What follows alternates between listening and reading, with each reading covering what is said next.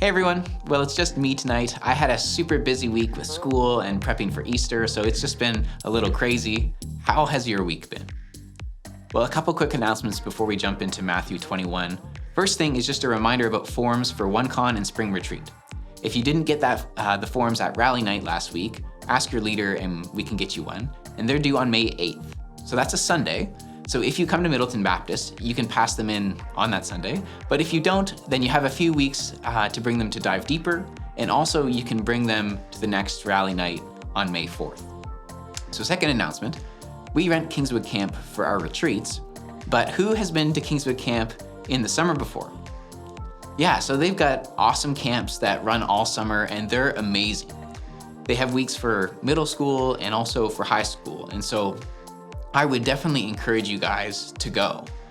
If you need help with money to pay for camp, our church wants to help you get there. And so you or your parents can write a letter explaining that you want to go to camp, but you need some help with the money, and we will see what we can do. So also their camps are filling up really fast. And so you need to do this as soon as possible and register as soon as possible. So here's another cool thing. I am speaking at their senior high camp in August. And so if you're in grades 9 to 12, it would be super fun to have a bunch of you out there with me that week. All right, well, let's stop there for our warm-up question.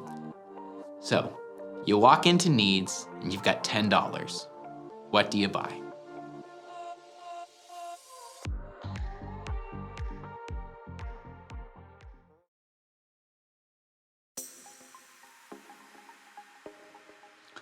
All right, so Matthew 21. Who had a chance to read that this week?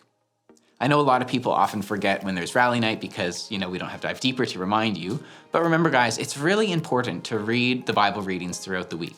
Not because it's like homework or something, but because if you want to grow closer to Jesus, if you want to follow him, you have to know what he's like. And the only way to do that is to read the Bible, where God has shown us what he's like.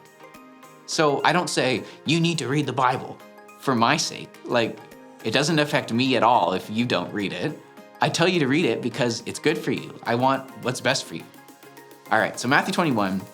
It's kind of cool how this past week was Palm Sunday when we celebrate Jesus coming into Jerusalem. And that was actually the chapter we were supposed to be reading this week.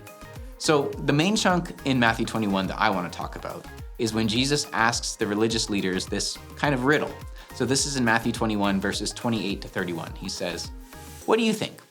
There was a man who had 2 sons, and he went to the first son and said, 'Son, go and work today in the vineyard.'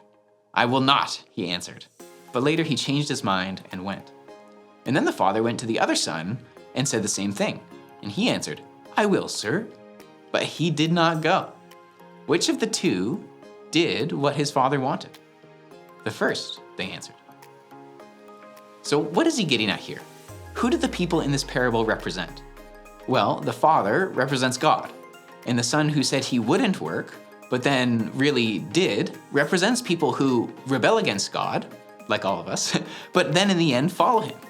Then the son who says that he will obey the father, but then actually doesn't, represents people who claim to follow God, claim to be Christians, but actually don't.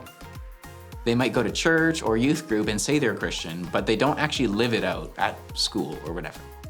So the point of this isn't that we earn God's love by obeying him, but the point is that our actions, our obedience to God, does show if our faith is real or not. Jesus says that you know a tree is good by its fruit. If it's an apple tree, it'll produce apples, not poison ivy. Then that's a metaphor for how real Christians will produce fruit in their life. They will treat people with love and all the stuff that it means to follow Jesus. So my question for you tonight is, if someone could only look at the actions of your life, would they conclude that you're following Jesus? Like if they didn't know anything about what you say, if you're a Christian or not, and all they could see is the evidence of your life, would they see the fruit that you are following Jesus? All right, so we'll stop to discuss that, but then since it's just me tonight, that leaves more time for you guys to talk about the chapter yourselves. So, there's a bunch of interesting stuff in this chapter. You might want to talk about why is it significant that Jesus rode into the city on a donkey instead of a war horse or something? Or maybe talk about how Jesus got angry and flipped the tables in the temple. Like, is it okay for Jesus to get angry? Is it okay for us to get angry? All right, well, you can talk about my question first and then spend the rest of your time talking about what you thought about the chapter.